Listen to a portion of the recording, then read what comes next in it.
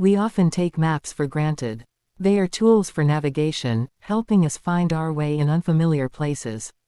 But maps do more than just show roads and borders, they shape how we perceive the world. A well-crafted map can reveal hidden truths about history, politics, economics, and even our own biases. Today, we will explore 6 maps that challenge our assumptions and provide a fresh perspective on the world. One of the most widely used maps in the world is the Mercator projection, which dates back to the 16th century. It was designed for navigation, preserving angles and directions for sailors. However, it severely distorts the size of landmasses. For example, Greenland appears almost as large as Africa, but in reality, Africa is 14 times larger. Similarly, Europe looks much bigger than it actually is compared to South America. The reason? The Mercator projection stretches landmasses near the poles while keeping the equator relatively accurate.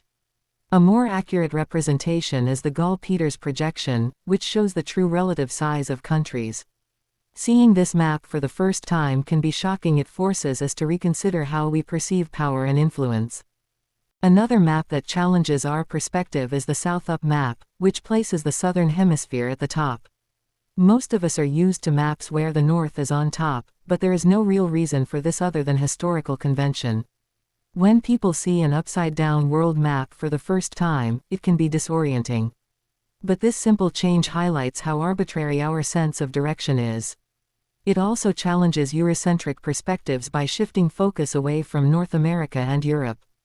The internet feels like an invisible, wireless network, but in reality, global communication depends on thousands of miles of undersea cables.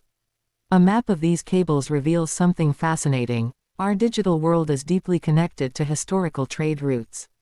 For example, many of the major internet cables between Europe, Africa, and Asia follow the same paths as colonial shipping routes. This map highlights the ongoing economic and technological inequalities between regions. Wealthy countries have the most direct, high-speed connections, while developing nations often rely on slower, more indirect links.